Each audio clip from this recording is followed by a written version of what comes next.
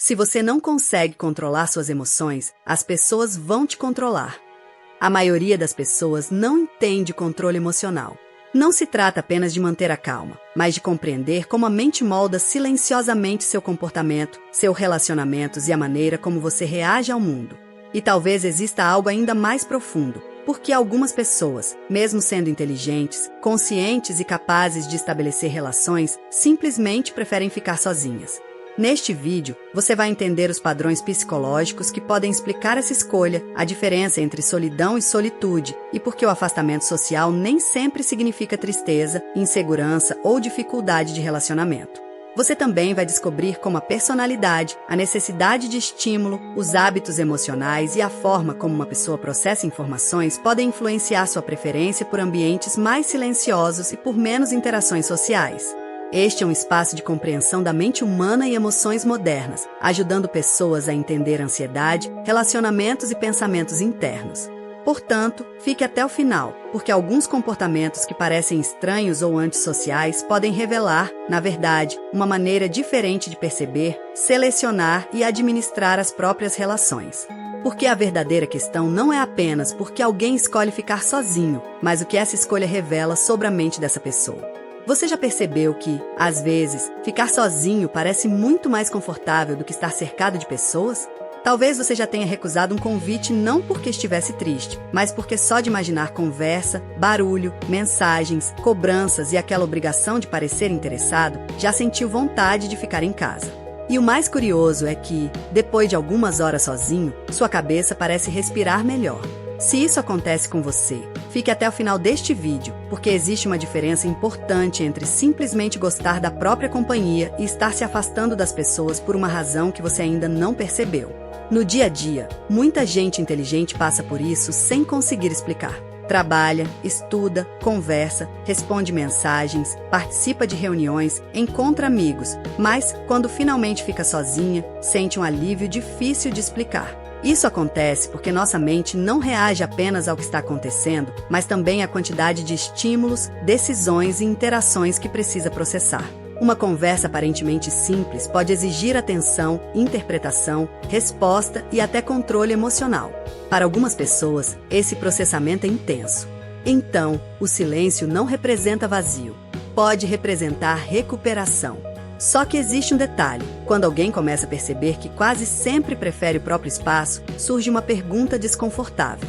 Será que essa pessoa realmente escolheu a solidão ou simplesmente descobriu que poucas relações conseguem oferecer a mesma tranquilidade que ela encontra quando está consigo mesma? E é justamente aí que esse comportamento começa a revelar algo muito mais profundo. E se aquela coisa que você está adiando semanas continuar sendo adiada por mais um mês? A procrastinação parece apenas falta de disciplina, mas muitas vezes ela começa naquele "depois eu faço", que vai se repetindo até virar frustração. Se você quer começar a mudar isso de forma prática, deixamos um material no link da descrição que pode ajudar você a dar esse primeiro passo. O acesso tem um valor mínimo, justamente para ser acessível, e sua compra também ajuda diretamente a manter este canal produzindo novos conteúdos. Se você sente que está cansado de saber o que precisa fazer, mas continua adiando, confira o material pelo link da descrição. Pode ser o pequeno passo que faltava para transformar intenção em ação. E, ao mesmo tempo, você apoia o trabalho que torna estes vídeos possíveis. O que muita gente não percebe é que preferir ficar sozinho nem sempre começa com uma decisão consciente. Às vezes, o cérebro aprende uma associação silenciosa. Menos interação significa menos esforço, menos imprevisibilidade e menos necessidade de se adaptar o tempo inteiro. Pense em uma situação comum. Você recebe uma mensagem de alguém perguntando se pode conversar, vê um convite para sair ou entra em um grupo onde todo mundo está falando ao mesmo tempo. Nada disso parece realmente grave. Mesmo assim, surge aquela vontade automática de deixar para depois. O problema é que, quando isso se repete, o cérebro pode começar a transformar uma escolha ocasional em um padrão. Quanto menos você interage, mais confortável fica não interagir. E quanto mais confortável fica, mais difícil pode parecer voltar para determinados ambientes. É quase como se a mente dissesse: aqui sozinho eu sei exatamente o que esperar. Só que existe uma quebra de expectativa importante. Isso não significa necessariamente que a pessoa não goste de outras pessoas. Muitas vezes, ela simplesmente prefere relações nas quais não precisa atuar, competir por atenção ou explicar cada pensamento que passa pela cabeça. É por isso que alguém pode conversar durante horas com uma única pessoa e, ao mesmo tempo, evitar uma festa cheia de conhecidos. O que parece contradição pode ser apenas uma preferência por interações com mais significado e menos excesso de estímulos. E existe outro detalhe ainda mais interessante. Quando uma pessoa começa a perceber que consegue se sentir bem sem aprovação constante, algumas necessidades sociais que antes pareciam indispensáveis deixam de comandar suas decisões.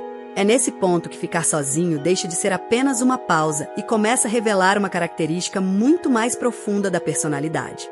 O problema aparece quando essa preferência por ficar sozinho começa a influenciar situações que antes pareciam normais. Você pode perceber que responde menos mensagens, evita encontros, deixa convites para depois e passa a pensar 2 vezes antes de iniciar uma conversa.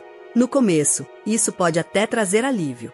Você economiza energia, evita situações desconfortáveis e volta para aquilo que conhece. Só que o comportamento humano funciona muito pela repetição. Aquilo que fazemos muitas vezes tende a ficar mais automático. Aos poucos, você pode começar a interpretar uma interação simples como algo cansativo antes mesmo de ela acontecer. E isso muda sua presença social. Talvez você entre em um ambiente e fique mais observador do que participante. Talvez tenha algo para dizer, mas escolha permanecer em silêncio. Talvez alguém interprete isso como desinteresse, arrogância ou distância, quando, na realidade, você apenas está tentando preservar seu espaço. O curioso é que as outras pessoas não conseguem enxergar esse processo interno. Elas enxergam apenas o comportamento. E aí surge um ciclo. Você se afasta porque não quer ser incomodado, os outros percebem seu afastamento e passam a procurar menos você, e essa menor aproximação parece confirmar a ideia de que ficar sozinho é melhor. Com o tempo, isso pode afetar até a confiança para criar novos vínculos.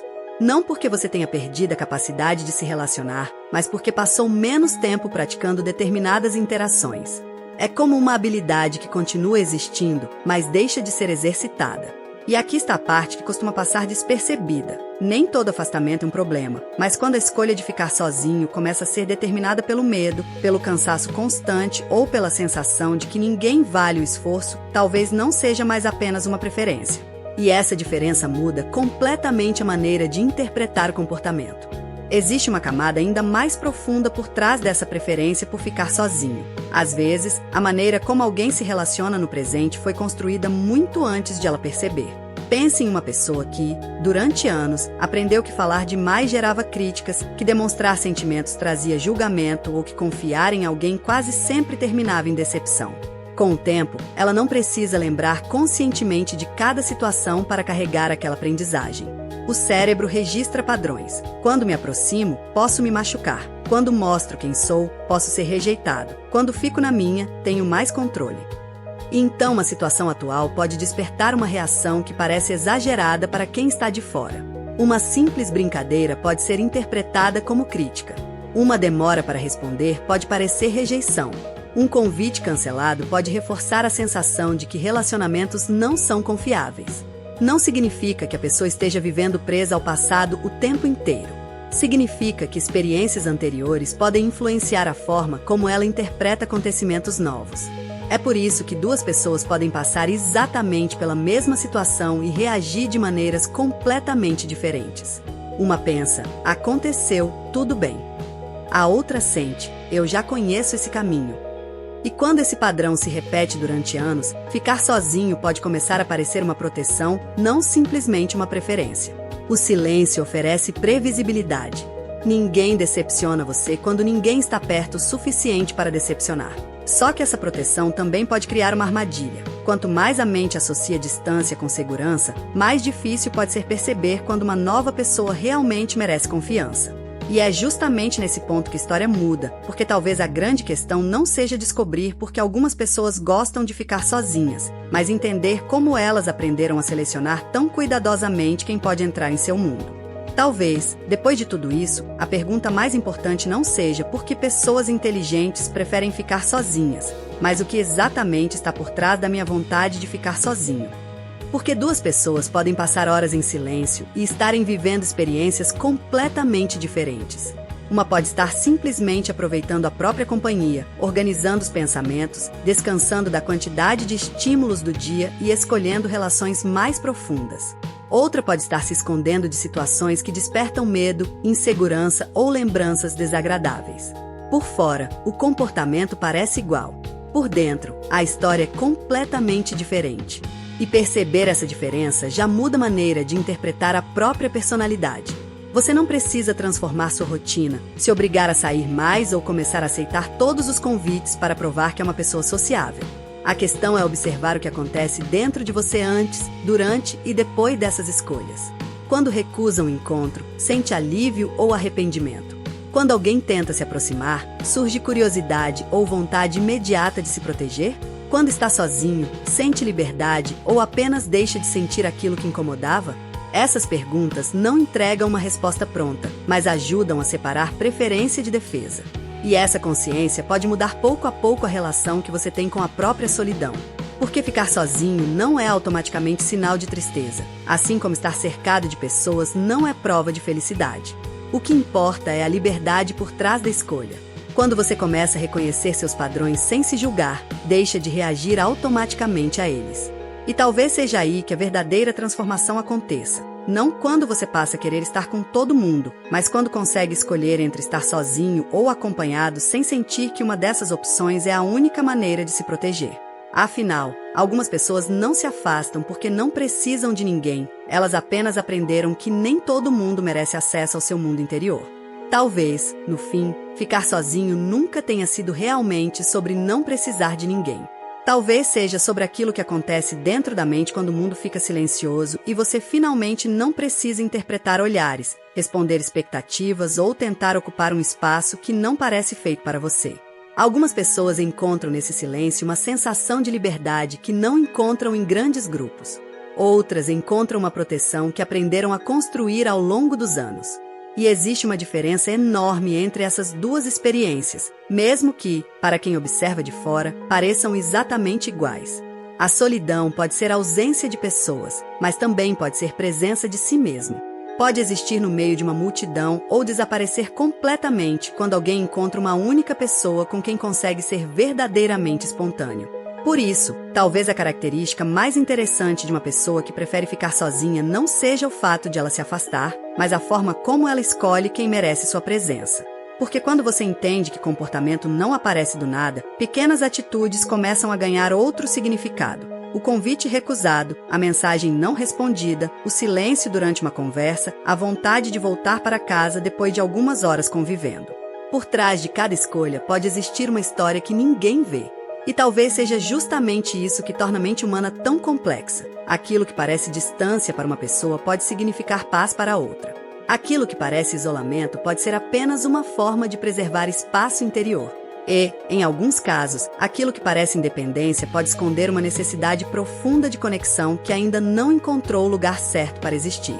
No final, a pergunta permanece. Quando alguém escolhe ficar sozinho, está realmente fugindo das pessoas ou finalmente encontrando o lugar onde consegue ouvir a própria mente? Se você chegou até aqui, é porque esse assunto provavelmente fez você pensar em algumas coisas sobre si mesmo. Então, se este vídeo fez sentido para você, deixe o seu like, inscreva-se no canal e ative as notificações para continuar acompanhando conteúdo sobre psicologia, comportamento humano, emoções e desenvolvimento pessoal. E eu quero saber uma coisa, se você ficou até o final, comente "Eu prefiro meu silêncio". Esse comentário mostra que você realmente acompanhou o vídeo até aqui e ajuda o canal a entender quais temas mais despertam a sua atenção. Agora, antes de sair, assista ao vídeo que está aparecendo no card, porque ele complementa essa reflexão e pode revelar outro comportamento que talvez você reconheça em si mesmo. E se quiser continuar explorando a mente humana, confira também a nossa playlist, onde reunimos conteúdos sobre personalidade, relacionamentos, solidão, hábitos e comportamento social. Inscreva-se, deixe o like, comente a frase e continue no próximo vídeo.